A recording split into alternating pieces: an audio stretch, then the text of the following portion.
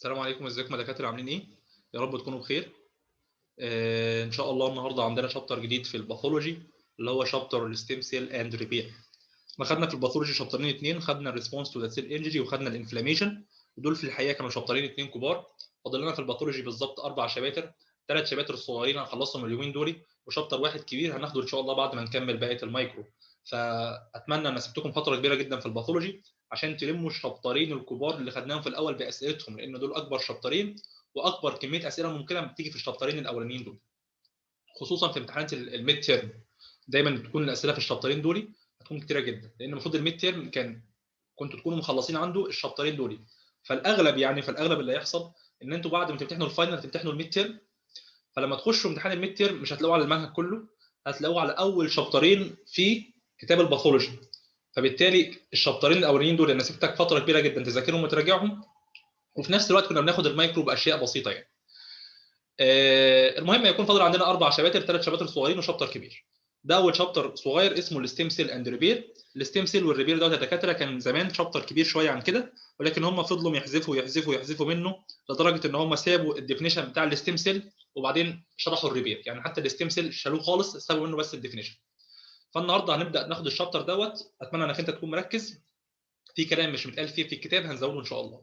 الستيم سيل يعني ايه؟ تعريف الستيم سيل: هي المذر سيل. اول حاجه الستيم سيل بالعربي هي الخلايا الجذعيه عشان نكون واضحين. مذر سيل نون سبيشاليزد يعني مش متخصصه في شيء معين. سيلف رينيوال يعني ايه؟ سيلف رينيوال يعني لما بتنقسم خليه ام، لما بتنقسم تديك خليه ام ثانيه. اند ديفرنشيت ولديها القدره على التميز لانواع متخصصه من الخلايا. ده تعريف الستيم سيل: مذر سيل نون سبيشاليزد سيلف رينيوال اند ديفرنشيت تو سبيشاليزد تايب. ده التعريف الصح والدقيق. في كتاب عندك كاتب تعريف 3 سطور، هو بالظبط ال8 كلمات اللي قدامك دول، بس هو تلاقيه مزود ايه؟ حروف جر ومش عارف ايه في النص، كلام يعني ايه تعبان. ده بالنسبه لتعريف الستيم سيل. الستيم سيل كان زمان عليها كلام كتير تاني، بس هو طبعا حذفونا عندكم المنهج، فاحنا مش هناخد غير التعريف المكتوب عندك في الكتاب. طيب، تاني حاجه عندنا في الشابتر دوت حاجه اسمها الريبير او الهيلينج. ايه الريبير؟ الجزء اللي حصل له دامج في جسم الانسان هنصلحه. يبقى هنعمل ريبليسمنت لتيشو حصل له دامج بتيشو تاني هيلثي كويس. يبقى الديفينيشن بتاع الريبير: it is replacement of damaged tissue by new healthy one. سهل. طيب يا دكتور، دلوقتي انا حصل لي مثلا وليكن انجري في الابيثيليوم بتاع السكين بتاعي. حلو الكلام. المفروض ان انا بدل الابيثيليوم ده بتيشو تاني هيلثي. السؤال اللي بعد كده: ايه هو نوع التيشو الهيلثي اللي انا هحطه في مكان التيشو اللي حصل له ديستراكشن؟ ده بيعتمد على نوع الريبير. عندنا الريبير يا اولاد نوعين اتنين، حاجه اسمها ريبير باي ريجنريشن وحاجه اسمها ريبير باي كونكتيف تيشو. بكل بساطه، لو التيشو اللي حصل له ديستراكشن لديه القدره على الانقسام، هيحصل ريبير بنفس نوع التيشو. يعني ايه؟ باظ ايبيثيليوم، هنحط ايبيثيليوم من نفس النوع. حلو الكلام. يبقى اول نوع عندنا حاجه اسمها ريبير باي ريجنريشن. يعني ايه ريجنريشن؟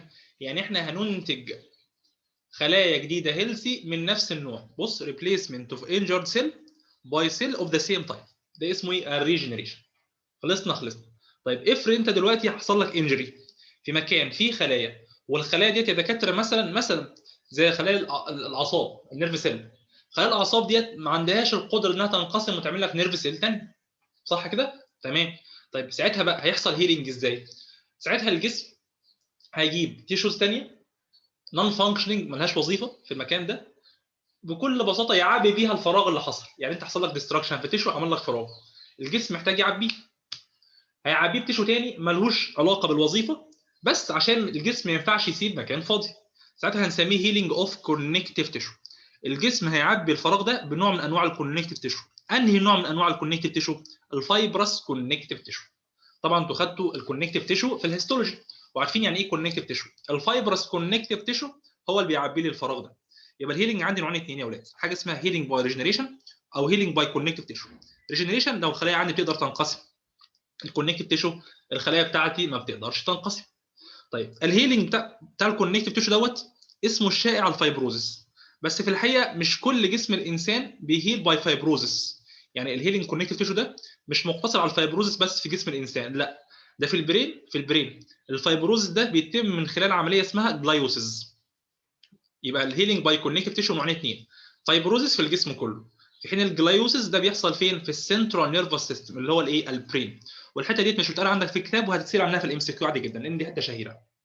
يبقى دلوقتي عندي تايبس اوف ريبير نوعين، الريجنريشن والكونكتيف تيشو. الريجنريشن لو الخلايا تقدر تنقسم، الكونكتيف تيشو لو الخلايا بتاعتي ما تقدرش تنقسم بنعبيها من خلال نوع من انواع الكونكتيف تيشو اسمه فايبرس كونكتيف تيشو، هنتعرف عليه ما تقلقش هناخده. ده بيحصل في الجسم كله اكسبت في البرين. البرين بيحصل حاجه اسمها جلايوسيس. جلايوسيس ده عباره عن حاجه شبه الفايبروسيس بس بتتم فين؟ في البرين. طيب عشان اديك المعلومه كامله في الاخر، الجلايوسيس ده بتعمله نوع من انواع السيل اسمها الاستروسايت. اسمها الاستروسايت، كمان شويه هتلاقيني جايب لك اسمها ما تشغلش بالك. يبقى دول انواع التايبس. طيب يا دكتور دلوقتي انت بتقول لي خلايا بتنقسم وخلايا ما بتنقسمش وليله كبيره يا دكتور. تعرف تفكرني زي ما خدنا في الهيستولوجي ايه هي الخلايا ديت او ايه تصنيفه الخلايا في الجسم على حسب الانقسام؟ بص يا خلايا الجسم كلها العلماء مسكوها فصصوها قسموها 3 كاتيجوريز، 3 حاجات. حاجه اسمها لايبل سيلز، وحاجه اسمها ستيبل سيلز، وحاجه اسمها بيرمننت سيلز. يعني في 3 كاتيجوريز للسيلز عندنا في جسم الانسان، حاجه اسمها لايبل سيلز وحاجه اسمها ستيبل سيلز وحاجه اسمها بيرمننت سيلز. هفهمهم لك بالبلدي. اللايبل سيلز ديت يا دكتور وقت ما يحصل انجري تنقسم وتنمو مره اخرى. وقت ما تتاثر ما عندهاش اي مشكله، انا هنقسم واعمل خلايا جديده. دي نوع من انواع السيلز اللي موجوده عندنا في جسم الانسان اسمها لايبل سيلز. هم مسكوا جسم الانسان قطعوه خرطوه زي الملوخيه كده طلعوا منه السيلز. السيلز اللي في جسم الانسان كلها حطوها 3 كاتيجوريز. اول كاتيجوري سموه لايبل سيلز. اللايبل سيلز دي خلايا ما عندهاش مشكله، حصل لها انجري، خلاص الخلايا دي اول ما يحصل لها انجري يحصل لها ريجنريشن. انا ما عنديش اي مشكله، انا هعمل خلايا ثانيه جديده. فدي تعريفها لايبل سيل ان كونتينوس ستيت اوف بروليفريشن. ما عندهاش اي مشكله، اعمل لي انجري ايا كان نوع الانجري بتاعتك، ايا كان نوع الاصابه اللي هتحصل، طول ما انت محتاجني يحصل لي ريجنريشن انا يحصل لي ريجنريشن. دي اسمها ايه؟ لايبل سيلز. وهناخد امثله عليها. في نوع تاني من الخلايا اسمها الستيبل سيلز. الستيبل سيلز ديت يا اولاد خلايا لديها ليميتد كاباسيتي اوف بروليفريشن. يعني ايه؟ لو انت عملت لي انجري خفيف انا ممكن اعوضك، لكن لو انت عملت لي انجري كبير يا دكتور معلش انا مش هقدر انقسم زياده عن اللزوم، انا بنقسم بحد معين. الانسان له طاقه. الستيبل سيل دي ماشيه بمبدا الانسان له طاقه. طول ما الانجري بتاعتي خفيفه هعمل لك ريجنريشن، الانجري بتاعتي زادت عن اللزوم هعمل فايبروس. تمام؟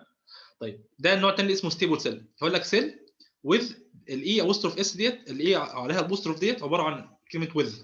سيل وذ ليميتد كاباسيتي اوف بروليفريشن، دي اسمها الايه؟ ستيبل سيل. انا عندي طاقه. البيرمننت سيل بقى بص يا معلم اخبط دماغك في الحيط.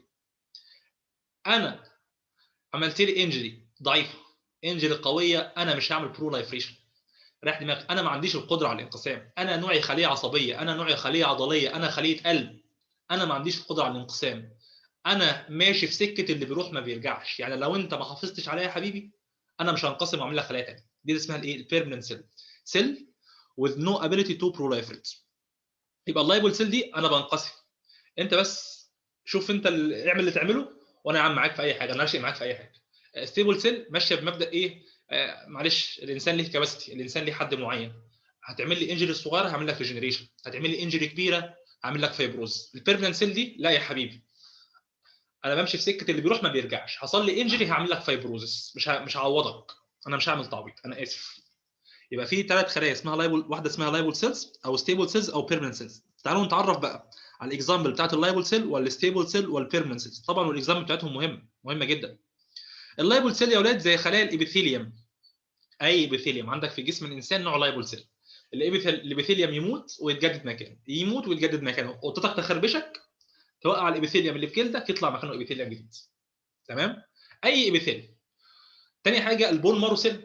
الشخص عنده انيميا، مين اللي بيصنع كرات الدم الحمراء؟ هو البون مارو. انت عندك انيميا، تمام، البون مارو بتاعك يحصل له بروليفريشن ويعمل لك خلايا دم حمراء جديده. انا في الخدمه، انا تحت امرك. حصل لك نزيف، خسرت دم، وماله، انا عامل لي يحصل لي بروليفريشن يا عم واعوضك. او رقم 3 الليمفويد تيشو. الليمفويد تيشو ده انتوا لسه هتاخدوه الترم الثاني ان شاء الله بالتفصيل، حاجه شبه البون مارو كده بالظبط. هو اصلا البون مارو والليمفويد تيشو فوله واتقسمت نصين. حلو الكلام، احفظوها كده، البون مارو والليمفويد تيشو ده فوله واتقسمت نصين. اللايبل سيل 3 انواع، الابيثيليوم والبون مارو سيل والليمفويد تيشو. طبعا دول اشهر 3 حاجات، اشهر 3 امثله في الجسم يعني. طيب بالنسبه للستيبل سيل، الستيبل سيل حاجتين اتنين، الميزنكايمال سيلز والبرانكيماتاس اورجانز. البرانكيماتاس اورجانز زي ايه؟ زي الليفر، زي الكيدني. دي خلايا عملت لها انجري خفيف يعمل لها ريجنريشن. انجري جامد تعمل لك فايبروز. طب الميزنكايمال زي ايه؟ الميزنكايمال ديت زي هي خلايا البون، خلايا الكارتلج، كل الخلايا دي اسمها ايه؟ ميزنكايمال سيلز. كمان انا عايزك تزود لي في الميزنكايمال سيلز السموث ماسل، عشان لو اتسالت عنها السموث ماسل ديت نوعها ستيبل، تمام كده؟ لو انت بتذاكر من الورق يعني تزود لي السموث ماسل، تهمني جدا. يبقى البارينكامتس زي الليبر، زي الكيدني، كل الحاجات دي ستيبل سيل. يعني عايز تقول لي يا دكتور دلوقتي ان الريبير في الليبر ممكن يحصل فيه ريجنريشن، ممكن يحصل فيه فايبروزس؟ لو انجري صغيره يحصل ريجنريشن، لو انجري كبيره يحصل فيها فايبروز. البيرمننت سيلز بقى يا عم انا بروح في سكه، انا ماشي في سكه اللي بيروح ما بيرجعش. زي مين؟ زي النيرف سيل والسكليتال ماسل سيل والكاردياك ماسل سيل. سكليتال سيل ماسل والكاردياك ماسل، في حين ان السموث ماسل ستيبل، عشان كده قلت لك حطها. البيرمننت سيلز بتهيل بالايه؟ بالفايبروزس. اكسبت الجلايوسيس اونلي ان ذا سنترال نيرفس سيستم، فين؟ او في البرين. مهم جدا تعرف ان النيرف سيل يقصد بيها السنترال نيرفس سيستم، لان البريفرال نيرفس سيستم يا اولاد الكلام فيه مختلف، الكلام فيه بيحصل له فيه ريجنريشن. يعني البريفرال نيرفس سيستم انا عارف انك مش مشروح في الكتاب عندك، بس احنا نقسم النيرفس سيستم، نقسمه سنترال سنترال نيرفس سيستم وبريفرال نيرفس سيستم. السنترال نيرفس سيستم ده بيرمننت، لكن البريفرال نيرفس سيستم بيحصل له ريجنريشن، واحنا هناخد الريجنريشن بتاعه بالتفصيل، تمام كده؟ عشان تكونوا واضحين بس. مهم جدا تعرف ان هو سنترال نيرفس سيستم، مش اي نيرفس سيستم مستريح. ده بالنسبه لايه؟ للريبير. طبعا ده اول عامل بنعتمد عليه عمليه الريبير. ثاني عامل عندنا السيفيريتي. السيفيريتي موجود عندك في كتاب في شكل رسمه كده مش لطيفه. المهم السيفيريتي دوت يعني ايه؟ لو انت عندك حاجه كرونيك يوصل بيها حاجه كرونيك او حاجه اكيوت. غالبا الحاجه كرونيك ده يا اولاد يعني انجري مطوله. معنى الانجري انها مطوله معناها انها سيفير، فغالبا هيحصل فايبروز. لو الانجري سيفير في الجسم غالبا هيحصل فايبروز. خلي بالك دي عوامل غير العوامل دي عوامل نوع الخلايا، دي عوامل ثانيه على حسب السيفيريتي. لو هو بيرزيستنت هتكون سيفير قوي، فغالبا هيحصل فايبروزس. الكتاب كاتب عندك فايبروزس زي الكرونيك انفلاماتوري ديسيز، السيروزس والبلمونري فايبروزس. السيروز ده اللي هو ايه؟ يقصد بيه تليف الكبد، وهناخده النهارده ما تقلقش. والبلمونري فايبروزس ده يقصد بيه تليف الرئه. عندك في المثالين الاثنين دول مكتوبين عندك فين في الكتاب. طيب لو الاستيمولاس بتاعك دوت اتحط واتشال يعني ريموفد، حاجه اكيوت، هيكون على حسب احتماليه اثنين، حاجه اسمها انتاكت فريم او دامج فريم. والانتاكت فريم او الدامج فريم ده انا هفهمه لك دلوقتي. واشهر مثال على الفريم ده الليفر. بصوا يا ولاد ده خلايا الليفر، طبعا انتوا عارفين خلايا الليفر حافظينها، هيكساجونال ستراكشر اهوت السداسي، وادي السيلز.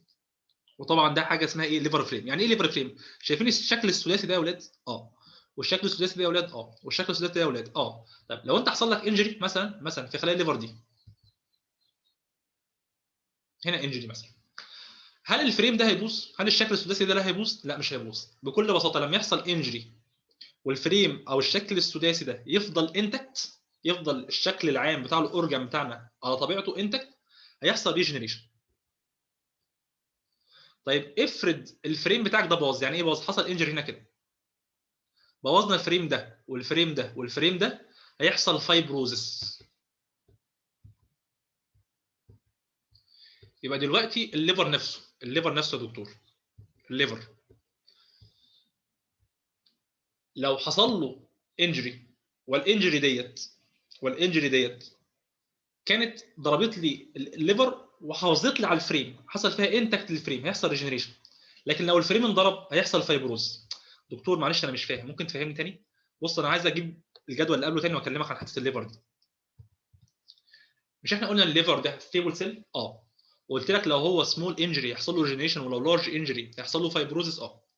فكره ان السمول دامج يحصل لها ريجنريشن ديت كومبليت ريجنريشن، يرجع الليفر نورمال تاني لو كان معاها انتكت فريم. لكن لو انتكت فريم او الفريم بتاعك حصل له ديستراكشن او دامج، هيحصل فايبروزس وريجنريشن الاثنين مع بعض. وهناخدها تاني. مش بقول لك ان الليفر ده نوع ستيبل سيل؟ انت عارف ان الستيبل سيل ديت لو حصل فيها دامج وذ انتكت فريم بيحصل ريجنريشن، ولو حصل فيها دامج والفريم اتضرب هيحصل فيها فايبروزس. حلو الكلام. طيب هنا دلوقتي لو جات لك سمول دامج، بس السمول دامج ده لاجل الحظ بتاعنا يا ولاد، لاجل الحظ بتاعنا ضرب الفريم وضرب السيل، ضرب المنطقه دي. وممكن سمول دامج عندنا برضو يضرب الخلايا. لما السمول دامج يضرب الخلايا يحصل ايه؟ ريجنريشن. ولما سمول دامج يضرب الخلايا ويضرب الفريم هيحصل ريجنريشن وهيحصل فايبروز. يبقى دايما تعرف ان الفريم ده لما ينضرب بيحصل فايبروز. لو سمول انجري ضربت الخلايا بس يحصل ريجنريشن. لو سمول انجري ضربت الخلايا وضربت الفريم يحصل ريجنريشن للخلايا ويحصل فايبروز للفريم. طيب دكتور، هو دلوقتي يعني ايه لما ينضربهم ويحصل ريجنريشن؟ هل الشكل هيرجع اصلي؟ لا طبعا. اول ما الفريم ينضرب يا دكتور الشكل ما بيرجعش اصلي. هتلاقي الفريم ده بان دوائر كده فايبروزس ومحوط شويه خلايا. دي خلايا فايبروزس ومحوط شويه خلايا. خسرنا الفريم بتاع الليفر. ليه خسرنا الفريم بتاع الليفر؟ لان الانجري ضربت لنا الفريم الاصلي. فهمت النقطه ديت؟ النقطه دي مهمه جدا. في الكتاب عندك هيقول لك كالاتي: هيقول لك بارينكيماتس سيل ديث with intact tissue framework او with damage tissue framework. الانتكت هيقول لك بيحصل لها ريجنريشن، ومثال عليها الليفر ريجنريشن افتر بارشال هيباتوكتومي. الشخص اللي بيعمل بارشال هيباتوكتومي دوت اللي بيستأصل فصل من فصوص الليفر عشان يتبرع بيه، الجراح بيخش يشيل حته من الليفر من غير ما يبوظ الفريم. او السوبرفيشال سكين ووندز. ليه الابيثيليوم بتاعك لما يحصل له ووند بيتجدد مكانه تاني؟ ليه بيحصل له ريجنريشن؟ لان الفريم ورك بتاع السكين سليم. تفهم من حته الفريم ورك دي الشكل العام بتاعه النورمال. انا عارف انك انت ما خدتش هيستولوجي في كل حاجه فمش فاهم يعني ايه فريم ورك، بس انا بفهمك ان الفريم ورك ده اللي هو الشكل العام اللي ربنا خلقه للسيل دي. تمام كده؟ طيب والدمج فريم هيحصل فايبروزس. اول ما يدمج الفريم هيحصل فايبروزس. طيب بالنسبه للسيل اللي لديها القدره على الانقسام هيحصل لها ريجنيشن عادي. فالصوره النهائيه تطلع شويه سيل بما انها حصل لها ريجنيشن لكن متحوطه بابنورمال فريم، والابنورمال فريم ده اتكون نتيجه الايه؟ اتكون نتيجه الفايبروز. طيب يبقى احنا دلوقتي خدنا ايه لحد دلوقتي يا دكتور؟ احنا بدانا النهارده بتعريف الستيم سيل، وبعدين خدنا الريبير وتعريف الريبير، وعرفنا التايبس بتاعت الريبير. قلنا الريبير بيعتمد على حاجتين اثنين: على نوع الخلايا اللايبل سيل او الستيبل سيل او البيرمننت سيل. تاني حاجه بيعتمد على السيفيرتي. قلنا لو سيفير من الاول خالص، اصل بص الفكره كلها ان هو لو سيفير طبيعي انه هيكسر لك السيل وهيكسر لك الفريم ورك. فاهمني؟ فاهم الفكره في ايه بالظبط؟ لكن لو هو ستيم او يعني انجري صغيره، لو هتضرب الخلايا بس هيحصل لها ريجنريشن، لو هتضرب الخلايا والفريم يحصل لك ريجنريشن وفايبروز، لو هتضرب الفريم بس هيحصل لك فايبروز. فهمت المقصد؟ طيب الكلام ده لحد دلوقتي سهل وبسيط. في بقى عندك جدول في الكتاب هو حاطه في اخر صفحه في الشابتر اللي هو الفاكتور افكتنج الهيلينج بروسيس. هو في الكتاب عندك حاطه في اخر صفحه في الشابتر، مش عارف حاطه ليه في اخر صفحه مع انه مهم جدا تعرف الفاكتور دي. بص يا ولد، الفاكتور دي بتتقسم ثلاثه فاكتورز: جنرال فاكتور ولوكال فاكتور وفاكتور بتبروموت او بتكنترول الميكانيزم اوف ذا ريبير.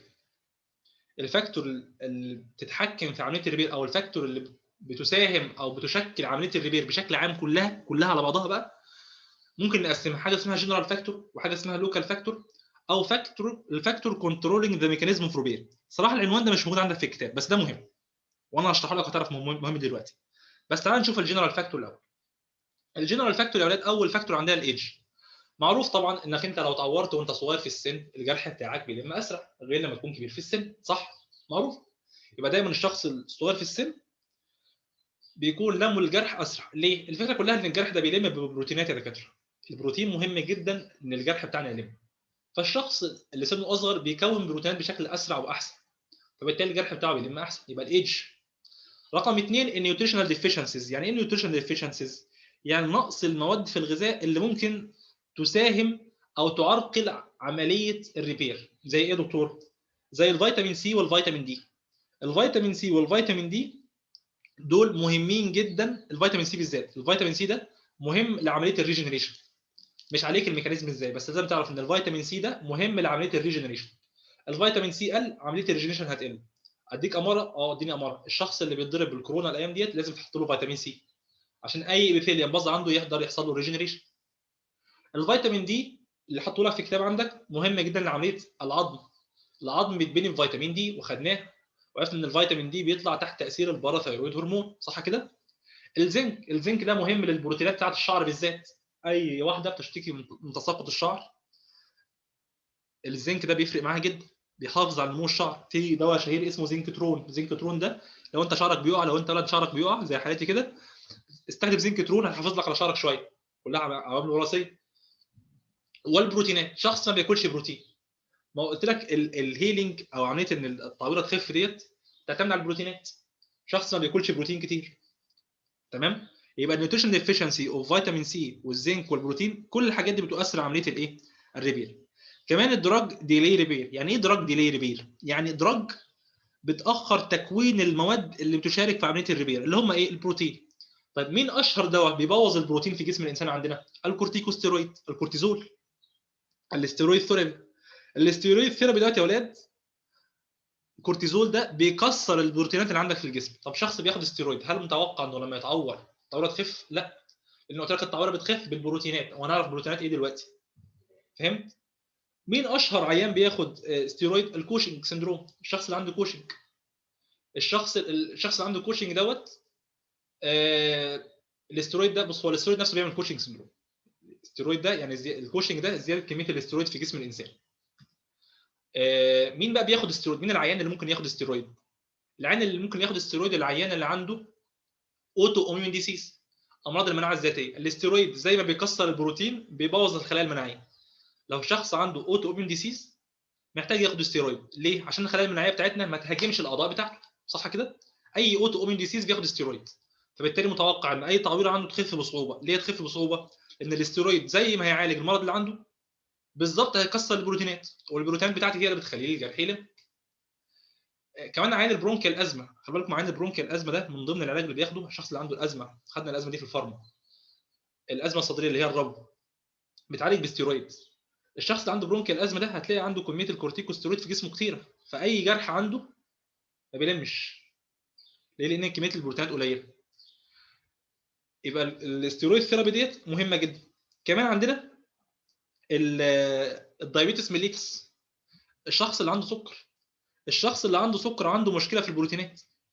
الشخص اللي عنده سكر ده يا ولاد، فكره الشخص اللي عنده سكر كالاتي: الشخص اللي عنده سكر ده عباره عن شخص السكر عالي في دمه، والجسم ما بيقدرش يستفيد من السكر اللي عالي في دمه، فيبدا يكسر في البروتين اللي في جسمه.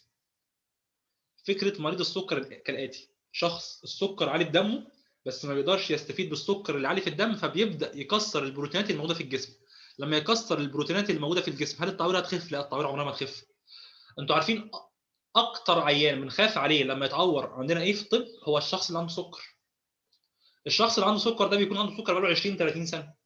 لو اتعور البروتينات اللي في جسمه كلها مستهلكه، التعويره بتاعته هتخف ازاي؟ صعب جدا. تمام كده؟ يبقى الايدج والنيوتريشنال ديفيشنسيز والدراج اللي هي الاستيرويد والدايابيتس ميليتس ككرونيك ديسيز، وكمان غير الدايابيتس ميليتس الاشخاص اللي عندهم كانسر، السرطان. السرطان ده بياكل بروتين كمان. كل دي الحاجات تبع الايه؟ الجنرال فاكتور. اللوكال فاكتور: التايب اوف ذا سيل.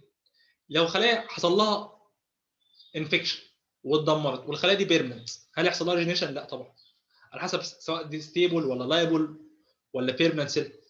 البلاد سبلاي: خلايا مش واصل لها دم كفايه، هل هيحصل لها عمليه ريجنيشن؟ لا، مش هيوصل لها اصلا المواد اللي بتعمل عمليه الريجنيشن دي. مش هيوصل لها المواد اللي الجسم عايزها عشان يقدر يعمل عمليه الريبير. يبقى بلاد سبلاي. الوجود اورجان او وجود اورجانيزم، يعني بكتيريا مثلا، البكتيريا دي عايشه مش الجسم مش قادر يتخلص منها زي التي بي. بريزنس اوف انفكشن اور بريزنس اوف تي بي. او فورين بادي. يعني ايه فورين بادي؟ جسم غريب. مثلا هقول لك انا جسم غريب ازاي. الجراحين مثلا، الجراحين اللي بيعملوا عمليات فتلاقيه بينظف الجرح بقطنه، تقوم القطنه تسيب شويه اللي هو ايه، فتل كده صغيره في الجرح. انتوا عارفين ان الفتل دي بتبوظ الجرح، بتخليه ينمو بشكل غير صحيح. عشان كده اصلا الجروح مش بننضفها بقطنه في العمليات، بننضفها بشاش. الشاش ما بيسيبش الفتل الصغيره دي. presence of the foreign body او persistent infection زي التي بي. كمان لو الدمج عندك سيفير، مثلا لو الدمج عندك سيفير، السيلز بتاعتك مش هيقدر يحصل لها ريجنريشن، غالبا هيحصل لها فايبروز. يبقى اللوكال دي لوكال فاكتور. كمان الدي انرفيشن: لو انت عندك عضو مفيش فيه نيرف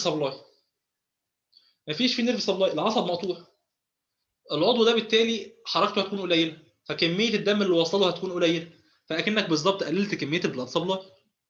كمان الراديشن، الاشعاع ده يا اولاد حاجه بتؤخر الوند هيلينج، بتؤخر عمليه الوند هيلينج، بتمنع زياده الوند اصلا. اي شخص بيتعالج من السرطان بيتعرض لاشعاع راديشن بيديلي الوند هيلينج، بيؤخر عمليه الالتئام الجروح. كل دي لوكال فاكتور.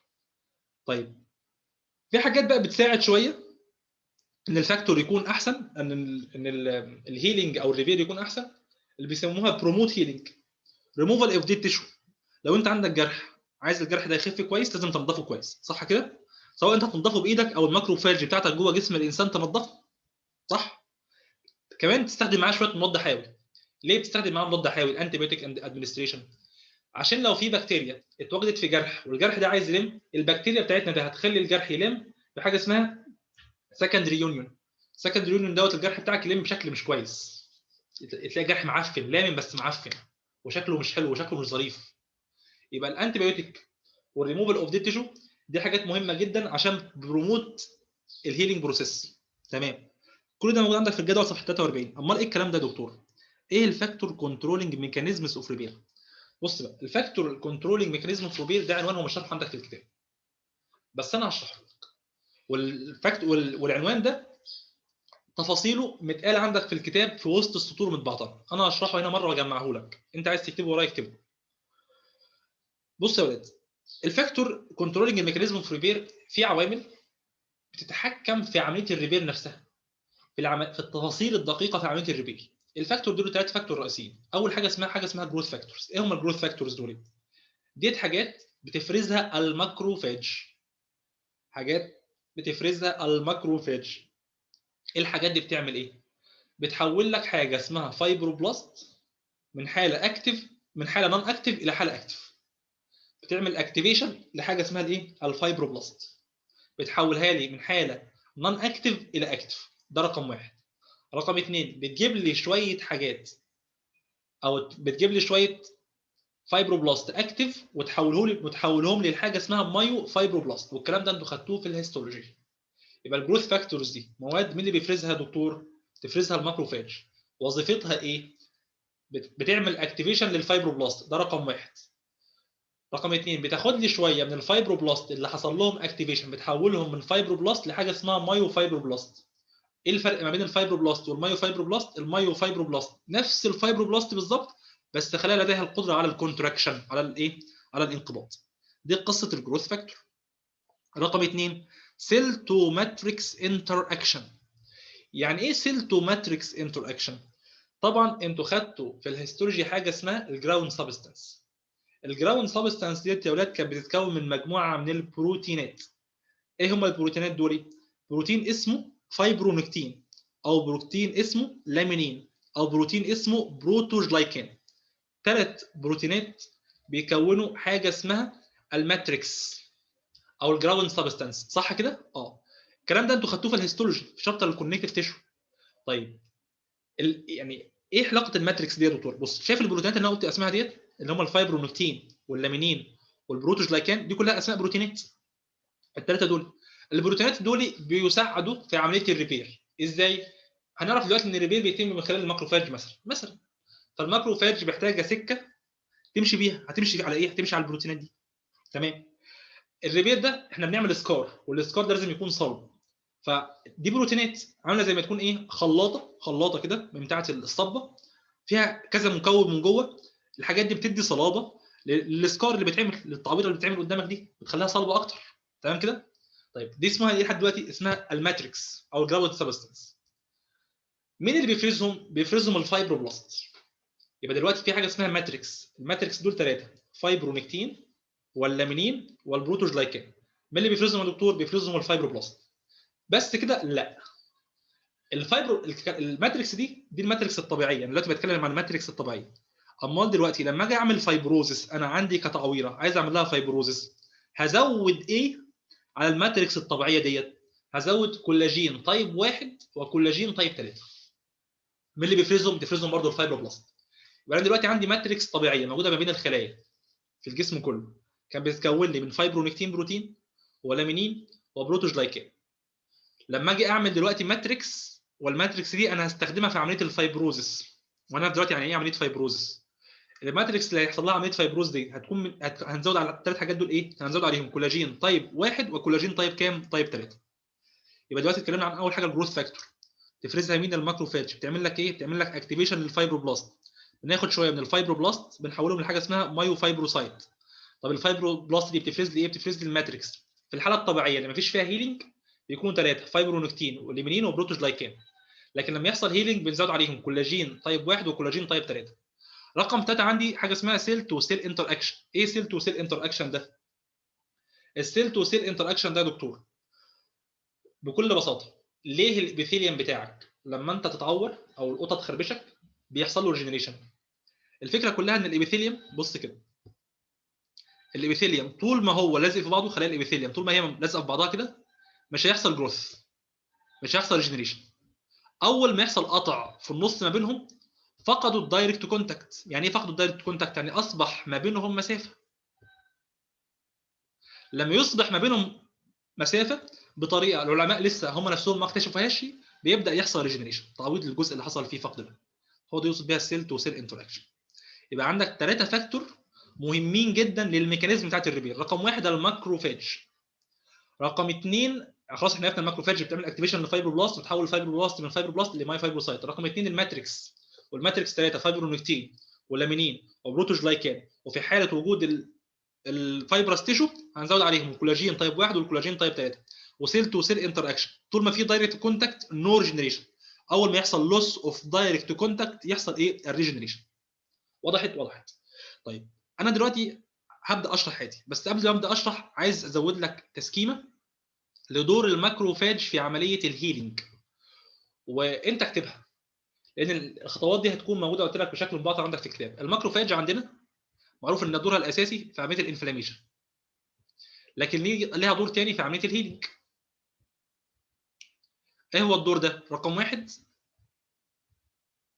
الجروث فاكتور. الماكروفاج بتطلع لي جروث فاكتور. رقم اثنين بتفرز لي حاجه اسمها كولاجينيز انزيم. كولاجينيز. الكولاجينيز انزيم ده دكاتره حاجه بتكسر الكولاجين تايب 3 وبتقدر تكسر الكولاجين تايب 1 بصعوبه. يبقى تاثيرها اكتر هيكون على الكولاجين تايب كام؟ على الكولاجين تايب 3. حاجه اسمها كولاجينيز انزيم. رقم 3 بتعمل حاجه اسمها ريموديلنج، وهناخد ريموديلنج دي بالتفصيل ما تشغلش بالك بيها. ايه هي الريموديلنج؟ الريموديلنج هي عمليه تحويل الاكتيف فايبروبلاست لمايو فايبروبلاست. نحول الفايبروبلاست لمايو فايبروبلاست. يبقى الماكروفاج دورها في الانفلاميشن عارفين خلاص، احنا خدنا الانفلاميشن. في الريبير رقم واحد بتفرز لك الجروث فاكتورز وعرفنا شغلانه الجروث فاكتور. رقم اثنين تفرز لك حاجه اسمها كولاجينيز انزيم، والكولاجينيز انزيم ده بيدمر لك الكولاجين، يأثر لك على الكولاجين تايب 3 اكتر من كولاجين تايب 1. الوظيفه رقم 3 بتعمل لك حاجه اسمها ريموديلنج، والريموديلنج ده هنعرف وظيفته دلوقتي. بيعمل ايه الريموديلنج ده؟ يقصد بيه ايه؟ يقصد بيه هي نفس الوظيفه رقم واحد تقريبا بس حطوها في بند لوحدها، تحويل الفايبروبلاست لمايو فايبروبلاست. تمام كده؟ ديت وظائف الايه؟ وظائف الماكروفاج. اكتبها دلوقتي وهقول لك انا عاوزها فين. لحد دلوقتي خدنا ايه يا دكاتره عشان بس ما حدش يتوه مني؟ خدنا اول حاجه الستيم سيل، وبعدين خدنا الريبير، اتكلمنا عن الديفينيشن، اتكلمنا عن التايبس، وبعدين اتكلمنا عن الريبير بيعتمد على ايه. خدنا الجدول الليابل سيل والستيبل سيل والبيرمننت سيل، وبعدين اتكلمنا عن السيفيرتي. وبعدين رجعنا خدنا في الجدول اللي في اخر الكتاب اللي هو الايه الفاكتور الجدول اللي في اخر الشابتر، الفاكتور افكتنج كيلينج بروسيس، واتكلمنا عنها. دلوقتي هناخد درس اللي هي الريبير باي ريجنريشن. ايه هو الديفينيشن بتاعها؟ قال لك ريبليسمنت اوف دامج تيشو باي تيشو اوف ذا سيم تايب. هناخد النوع ده بالتفصيل ونتكلم عنه اللي هو النوع الاولاني. طيب سيل كيبل اوف ريجنريشن. ما هي السيلز اللي لديها القدره على الريجنريشن؟ اللايبل سيل ريجنريت ايزلي، الستيبل سيل ريجنريت اوكير ان اوبتيمال كونديشن في ظروف مهيئه، البيرمننت سيل نو ريجنريشن. طيب انا عندي بقى تعليق على حته الاوبتيمال كونديشن دي. يعني ايه؟ بص، ماينور سيل لوس وانتكت اكسترا سيلولار فريم ورك يديك كومبليت ريجنريشن. في حاله الايه الماينور سيل لوس مع انتكت فريم ورك يحصل لك كومبليت ريجنريشن ويرجع الاورجان بتاعك نورمال. لكن في حاله ثانيه بتحصل في الليفر هنقولها دلوقتي قدام. تمام كده؟ فهمت يعني ايه اوبتيمال ديت؟ هديك اكزامبل، 5 اكزامبل زي الابيديرمال سيرفيس. او عندي الابيديرمال دي انا عايز الفت نظرك لحاجه. طبعا احنا عارفين ان الجلد عندنا بيتكون من ديرمس وابيديرمس. الطبقه اللي فوق اسمها ايبيديرمس اللي هي اللي فيها الابيثيليوم، والطبقه اللي تحت اسمها الديرمس. يعني دي اسمها ديرمس واللي فوق دي اسمها ايبيديرمس. اللي بيحصل له ريجنريشن هو الابيديرمس يا دكاتره، مش الديرمس، عشان لو حد بس في الامتحان بيلخبط. تمام كده؟ الابيديرمس ده بيحصل له فايبروزس، اللي قصدي الديرمس ده سوري بيحصل له فايبروزس. الابيديرمس بيحصل له ريجنريشن، والابيديرمس ده بيحصل له فايبروز. ده بيحصل له فايبروز اهو عشان ما حدش يتلخبط، فايبروزس، وده بيحصل له ريجنريشن. عشان بس في الام سي كيو ما حدش يتلخبط، يبقى الابيديرمس سيرفيس هو اللي بيحصل له ريجنريشن، لكن الديرمس بيحصل له ايه؟ بيحصل له فايبروز. يبقى الاكزامبل الابيديرمال سيرفيس، الميوكس ممبرين اللي هي عباره عن ابيثيليوم، جنريشن اوف ذا ليفر، وعرفنا في حاله الاوبتيمال كونديشن، هيلينج اوف بون فراكتشر العظم لما ينكسر، الهيلينج اوف ذا بريفرال نيرفس سيستم. كان زمان بيشرحوا لنا البون كمان، بس السنه دي شايلين عليكم البون، مش عارف شايلين ليه، ايا يكن يعني. بس احنا زمان كنا بناخد البون ده. اللي عليكم السنه دي هو الابيديرمال سيرفيس والليفر والبريفرال نيرفس سيستم. تعالوا ناخد اول حاجه السيرفيس اوف ذا ابيديرمس. سوبرفيشال انجري يحصل كومبليت ريجنريشن. ليه؟ لان اللي هينضرب هو الابيديرمس. لكن ديب سكين ووند هيحصل كومبليت ريجنريشن للابيثيليوم، ويحصل فايبروزس للديرمس. واضحه؟ يبقى لو سوبرفيشال هيحصل كومبليت ريجنريشن واحنا عارفين ليه. لكن الديب سكين ووند هيحصل كومبليت ريجنريشن للابيثيليوم او الابيديرمس، ويحصل فايبروزس للايه؟ للديرمس. سهله سهله، وكتاب اعتقد كاتبها عندكم بنفس الشكل ده. كاتبها لك اهو. طبعا الديربس الفايبروز ده مراحل، حاجه اسمها جرانيوليشن تيشو الاول، وبعدين حاجه اسمها فايبروز هناخدها ما تقلقش هتفهمها في الاخر. وبعدين رقم 2 اللي هي الريجنيشن بتاعت الميوكس ممبرين. رقم 3 الليفر مايلد انجري. مايلد انجري يعني انجري بسيطه، وعمل ديستربنس اوف ذا اكسترا سيلولار ماتريكس كومبليت ريجنيشن. خلاصه الجمله ديت معناها ايه؟ معناها ان حصل مشكله في السيلز بس الفريم ورك سليم في المايلد انجري. طب لو ديفيوز انجري يعني انجري واخده مساحه كبيره، disturbance of the extracellular matrix and the framework، هيحصل فايبروزس زائد irregular proliferation of hepatocyte. الفايبروزس زائد irregular proliferation of hepatocyte اسمه ايه؟ اسمه سيروزس. تقدر تعرف لي السيروزس ايه يا دكتور؟ السيروزس بيحصل بسبب الديفيوز انجري.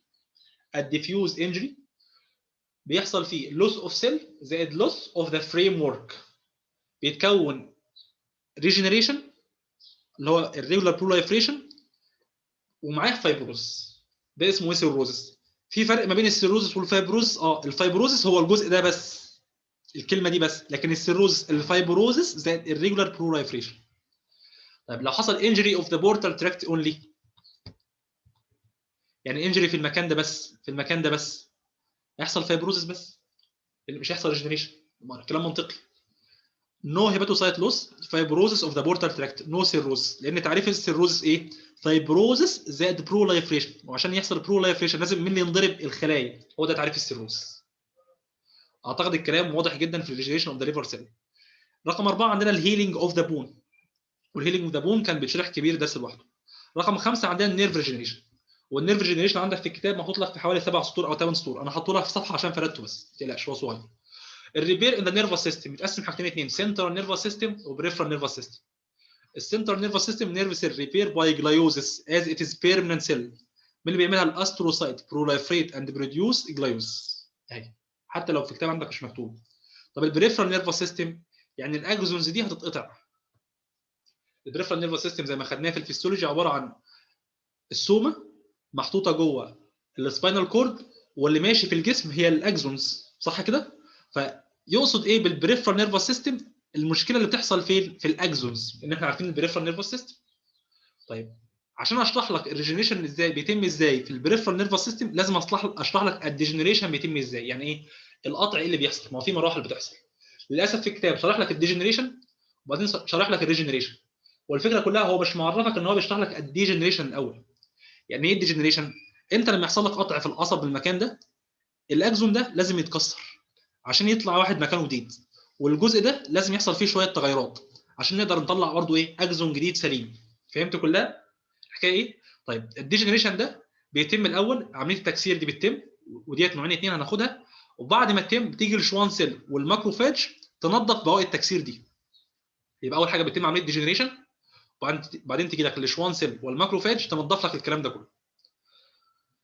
طيب قبل ما ابدا برضه اشرح الديجنريشن بيتم ازاي، عايز اكد لك ان الشوان سيل زي ما بتنظف، الشوان سيل هي كمان مسؤوله عن الريجنريشن. يبقى الشوان سيل ليها دور في الريجنريشن من خلال انها تنظف، في الديجنريشن من خلال انها تنظف، وفي نفس الوقت ليها دور تاني فين؟ في الريجنريشن. الديجنريشن هي عمليه التكسير، الريجنريشن هي عمليه توليد، انشاء، صنع.